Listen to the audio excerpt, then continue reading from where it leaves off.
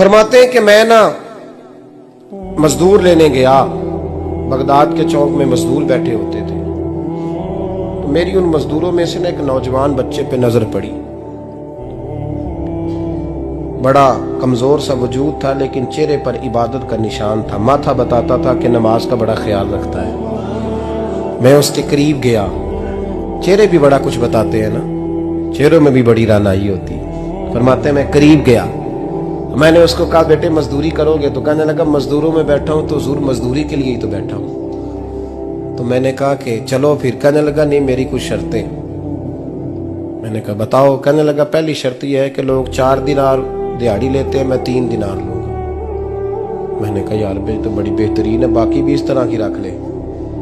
उसने कहा हुजूर दूसरी शर्त यह है कि मैं आपकी मुकम्मल बात मानूंगा, लेकिन जब अजान हो जाएगी फिर आपकी नहीं सुनूंगा।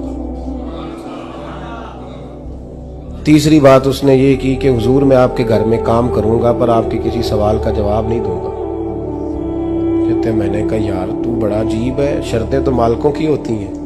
कहने लगा जी बहरहाल मैं शर्तें लगा के जाता हूं। फरमाते मैं उसे घर ले आया,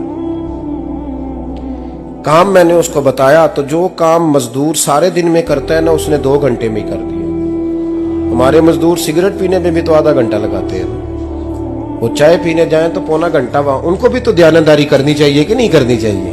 ने मुआहदा किया है ना जी, तो पूरा उतरना चाहिए ना। कहते 2 घंटे में। अब काम जब बंदा शुरू कराता है तो काम और निकल आता है। कहते काम मैंने उसको और बता दिया, वो करने लगा। उसने मिट्टी निकाल के रखी थी बाहर रास्ते में, तो अजान हो गई जोर की।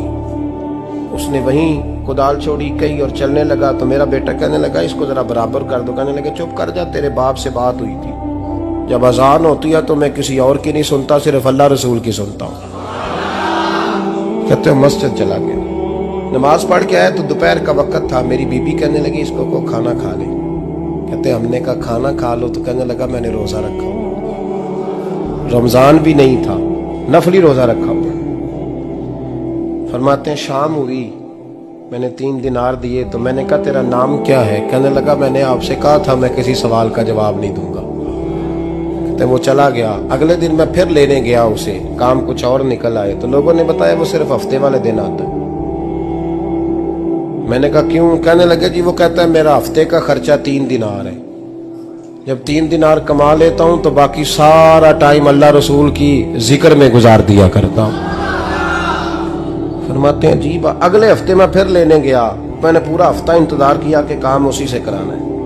मैं जब गया तो मैंने कहा चलो। कहने लगा मेरी शर्तें याद है ना? और मैंने कहा याद है भाई, साथ चल।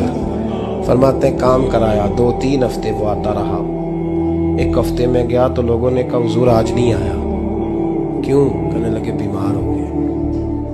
कहाँ घर है? कहने लगे बगदाद के कब्रिस्तान के पीछे जो कच्ची आबादी है उसमें रहता है। फरमाते मैं गया, दरवाजे पे दस्तक दी तो कहने लगा हुजूर आप हैं? दरवाजा खोला है, आ जाइए। फरमाते मैं अंदर गया तो मैंने कहा तुम्हें कैसे पता चला मैं आया हूं?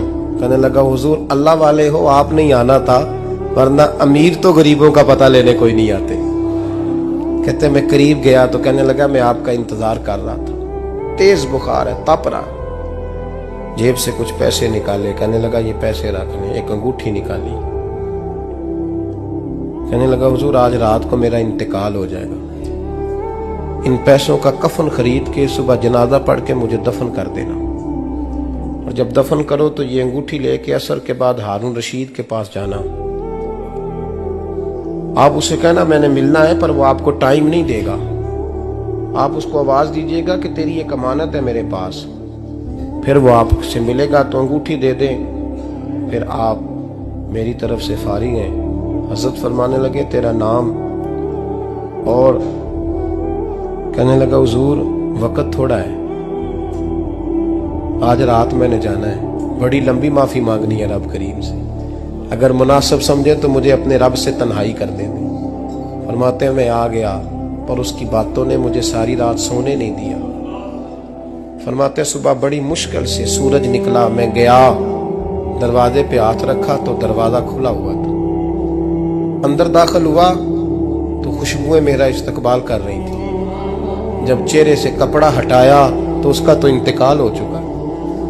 इंतकाल हो चुका है, ऐसे है जैसे किसी का दीदार करके सोया।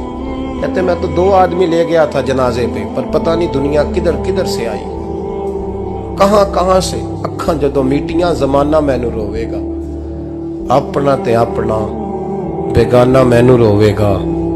फरमाते हैं मैं तो 2 बंदे ले गया था, पर पता नहीं मखलूक कहां कहां से आई। जनाजा पड़ा, दफन किया। हारून रशीद के पास में असर के बाद गया, मैंने बुलाना चाहा पर बादशाह था, मेरी तरफ देखा ही नहीं। मैंने उसको कहा तेरी ये अमानत मेरे पास है। फरमाते हैं वो मुझे कोने पे ले गया, क्या बात है, कमरे में बुलाया, मैंने अंगूठी दी। हारून रशीद तो चीखे मारने लगा, कहने लगा अंगूठी वाला कहाँ है? मैंने कहा वो तो इंतकाल कर गया। कहने लगा मुझे कब्र पे ले चल। कहते मैं कब्र पे लाया तो वो लेट गया, तड़प के रोने लगा। मैंने कहा मेरा कलेजा फट जाएगा, ना उसने कुछ बताया ना तूने बताया, ये कौन था? तो हारून रशीद कहने लगा ये मेरा बेटा था। मैंने कहा तेरा बेटा और मजदूर? कहने लगा हुजूर ये हजरत दाऊद ताई के पास बैठा करता था, उनका मुरीद था, मुझे रोज कहता था अब्बा तूने बड़ी दुनिया इकट्ठी कर ली है, मरते वक्त तुझसे टांगे समेटी नहीं जाएंगी, इतना हिसाब नहीं तू दे सकेगा। मैं इसको समझा देता, इसकी अम्मा समझा देती। ये रोज हमें कहता छोड़ दो, आ जाओ अल्लाह रसूल की बारगाह में झुक जाएं। हम समझ। एक दिन ये चला गया, कहने लगा फिर तुम्हारा रास्ता और है और मेरा रास्ता और है। ये सोने की अंगूठी गलती से इसके पास रह गई, गलती से हीरे की अंगूठी चली गई। कहने लगा देखो मेरे बेटे ने आज वो भी वापस कर दी है। फिर तड़प के कहने लगा हारून रशीद था तो ये मेरा बेटा, पर मेरा मुर्शद निकला, मेरा पीर निकला। भाई जिंदगी तो बड़ी थोड़ी है ना।